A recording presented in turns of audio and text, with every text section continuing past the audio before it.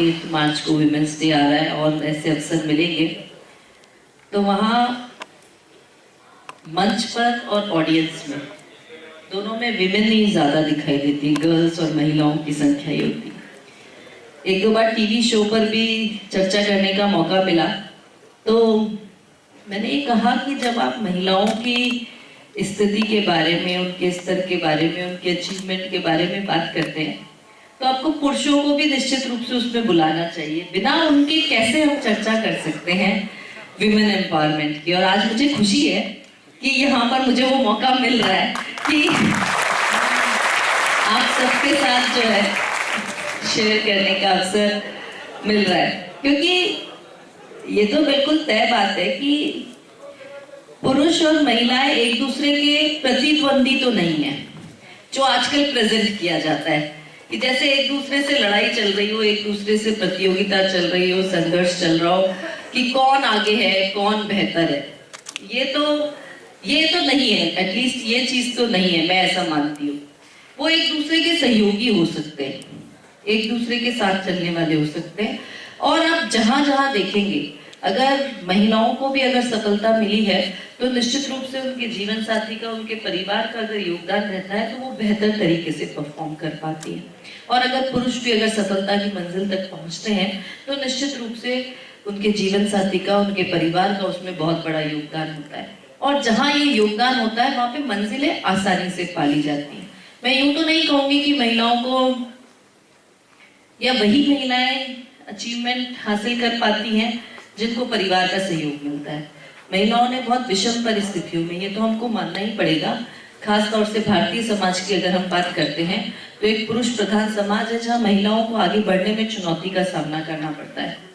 और महिलाओं ने विषम परिस्थितियों में अपने हौसले के साथ आगे बढ़ करके अचीवमेंट्स हासिल किए हैं और हम उन अचीवमेंट्स को भुला नहीं सकते। देश में भी हम जहाँ जहाँ देखते हैं वहाँ हमको महिलाओं की प्रेजेंस, उनकी एफिशिएंसी, उनकी काम करने की काबिलियत, ताकत और उनका टैलेंट दिखाई देता है।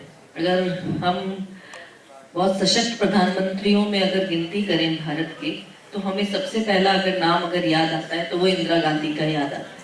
तो यानी जहाँ जहाँ उन्हें मौके मिले, उन्हें अवसर मिले, तो वहाँ उन्होंने ये साबित किया कि वो बेस्ट है, वो अपना एक अलग स्थान स्थापित करने में सफल हो पाते हैं। मैं ये जरूर कहूंगी कि कुछ चुनौतियां महिलाओं के सामने निश्चित रूप से होती हैं ज्यादा। सबसे पहले तो जब हम कोई काम करना शुरू करते हैं तो एक विश्वास, मतलब पुरुषों को ये कभी नहीं तय करना, उनके लिए कभी नहीं सोचा क्या कि वो ये काम कर पाएंगे या नहीं कर पाएंगे। लेकिन महिलाओं को सबसे पहला क्वेश्चन मार्क ये होता है कि तुम कर पाओगी, कर सकती हो।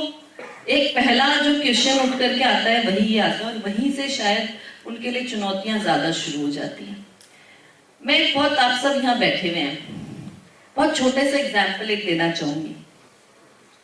रास्ते में गाड़ी चला रहे हैं, जेंट्स भी, पुरुष भी चलाते हैं, महिलाएं भी चलाती हैं। ऐसा नहीं है, पुरुषों की भी गाड़ी चलते चलते बंद हो जाती है, कई बार अटक जाती है।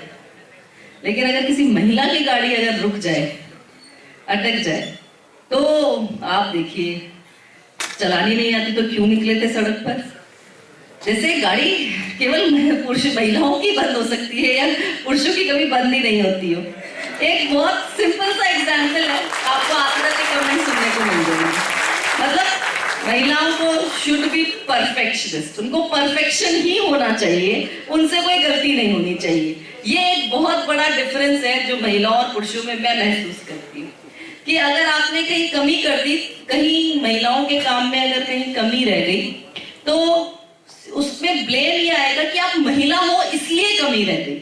लेकिन ये एक जनरल चीज है, हर इंसान के काम जब वो करता है तो कमी और अच्छाई दोनों चीजें देखने को मिलती हैं। लेकिन उनके ऊपर ब्लेम इस बात को लेकर के आएगा कि नहीं ये तो महिला है इसलिए ये काम को नहीं कर पाई ढंग से।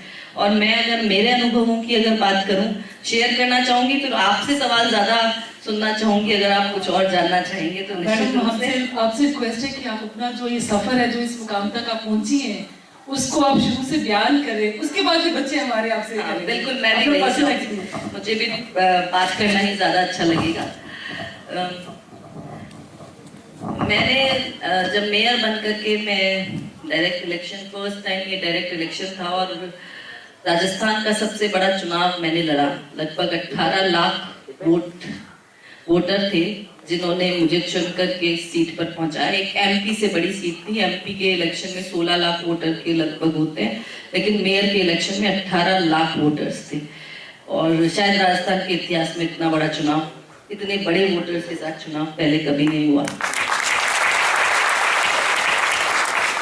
मैं इसके पहले पार्षद भी रही और मेयर के रूप में जब मुझे यहाँ जनता ने जब जिम्मेदारी दी तो मुझे एक जिम्मेदारी तो थी, डायरेक्ट इलेक्शन होने के नाते आपकी जनता के साथ सीधी जिम्मेदारी जुड़ जाती है। लेकिन उसी के साथ साथ चूंकि जयपुर में कुछ स्थितियां विषम रही कि मेयर के रूप में मैं कांग्रेस पार्टी से थी और बोर्ड में जो बहुमत, जो मेजोरिटी होती है वो बीजेपी की, और उसमें वहां पर जो पॉलिटिकली जो एक हम कहें कि लड़ाई जो चलती है, जो हम संसद से लेकर के निगम की सभाओं तक देखते हैं, वो मुझे भी बहुत ज्यादा फेस करनी पड़ी। जब आपका ऑपोजिशन, जब आपकी टीम जो है वो ऑपोजिशन पार्टी की हो तो निश्चित रूप से, क्योंकि टीम वर्क से काम होता है। लेकिन वहां पे मुझे महिला, क्योंकि यहाँ पे महिलाओं के विषय में अगर हम बात करें तो ये एक चैलेंज मेरे सामने रखा गया कि महिलाएं शायद अच्छी एडमिनिस्ट्रेटर इस तरह की विपरीत परिस्थितियों को नहीं संभाल पाएंगी एंड फेलियर साबित होंगी। और मैंने प्रयास किया, कोशिश की, और मुझे खुशी है कि मैं उनकी इस धारणा को गलत साबित करने में सफल हो पाई। मैं कह सकती हूँ दावे से कि मैं सफल हो पाई, कि उन्होंने इस बात को बहुत प्रयास किया कि शायद मैं नहीं इसके लिए बोर्ड मीटिंगों में बहुत हंगामा हुआ, कभी गाड़ी के आगे आके लेट गए, कभी कुर्सी खींच ली, कभी जूता उछाल दिया, कभी बजट की पत्तियां फाड़ दी और पता नहीं क्या क्या। बहुत कुछ ऐसा हुआ जो आपका मोरल गिराने के लिए किया गया, सिर्फ और सिर्फ मोरल गिराने के लिए, कि कहीं ये महिला अगर सफल हो गई तो निश्चित रूप से ये शायद बहुत जल्दी हजम होने वाली बात नहीं थी। और इसके लिए बहुत प्रयास किया। और जब मैं यूं भी कहना चाहूंगी कि जब इससे बात नहीं बनी तो यूं कहें कि फिर सबसे सॉफ्ट टारगेट होता है कि आप महिला के कैरेक्टर पे कोई लांछन लगा दो, वो कोशिश करो। मैं कहूंगी ये जो हरकत है ये निश्चित रूप से पुरुष प्रधान समाज पर इस पर एक क्वेश्चन मार्क खड़ा करती है कि महिला को आगे बढ़ने में इस तरह की चुनौतियों का सामना करना पड़े।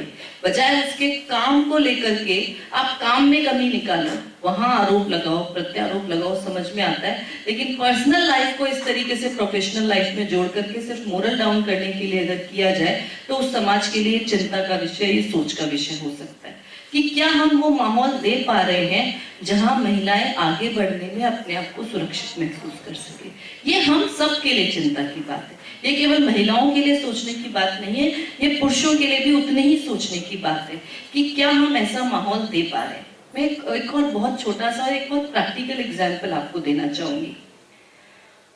कॉलोनियों में कई बार ईद टीजिंग लड़कियां गुजर रही हैं, उनको छेड़खानी की शिकायतें जो है वो मिलती है कि कॉलोनी में चौराहे पर कुछ लड़के हैं और वो कमेंट करते हैं या आते जाते कुछ छेड़खानी करते हैं। और उसी कॉलोनी में एक लड़का रहता है, वो डेफिनेटली अपनी बहन को मना करेगा कि उधर से मत गुजरो, और हो सकता है वही लड़का उस चौराहे पर उन लड़कों के साथ खड़ा हुआ किसी दूसरी लड़की को छेड़ रहा होगा, और वही लड़का सबसे पहले अपनी बहन को रोकेगा कि उस जगह से मत गुजरना, या तुम बाहर मत निकलना, इस समय बाहर मत निकलना, इस समय बाहर निकलना सेफ नहीं है, तुम्हारी पढ़ाई लिखाई तुम तुम्हारे घर में करो। ये जो सोच है, ये प्रैक्टिकली ये सही चीज है। ये इसको हमको, मैं कोई कमी या गलती बताने की कोशिश नहीं कर रही हूँ, ये हमारे समाज में एक चिंतन की बात है, एक सोचने की बात है कि क्या हम इस तरीके से एक अच्छा माहौल दे पा रहे हैं, और क्या हम बिना लड़कियों को आगे बढ़ाए किसी अच्छे समाज की परिकल्पना कर सकते हैं। मैंने बहुत दो छोटी छोटी बातों में बहुत छोटे छोटे दो सवाल रखे हैं, और हम चाहेंगे कि हमारी चर्चा में वही सवालों के जवाब निकल करके आए। और जो अगर आप आगे कुछ कहना चाहेंगे तो निश्चित रूप से बहुत लंबी बात कही जा सकती है इस विषय में, लेकिन मैं बहुत लंबा समय नहीं लूंगी, बजाय आपसे इसमें बातचीत करना ज्यादा पसंद करूंगी। बहुत बहुत धन्यवाद, थैंक यू। मैम थोड़ा सा आप इतना बच्चों को बता दीजिए कि जैसे बहुत सारे क्षेत्र होते हैं जिसमें महिलाएं आगे बढ़ी हैं, आप इस क्षेत्र में आपको किन्होंने कोऑपरेट किया, किन्होंने इंस्पायर किया, शुरुआत आपकी कैसे हुई इसमें, उसमें थोड़ा सा देखिए निश्चित रूप से शुरुआत ये तो मैं बहुत आगे की बातें हैं, पीछे से चलते हैं थोड़ा। मेरी इंस्पिरेशन की अगर हम बात करें तो मेरे जीवन साथी का निश्चित रूप से मुझे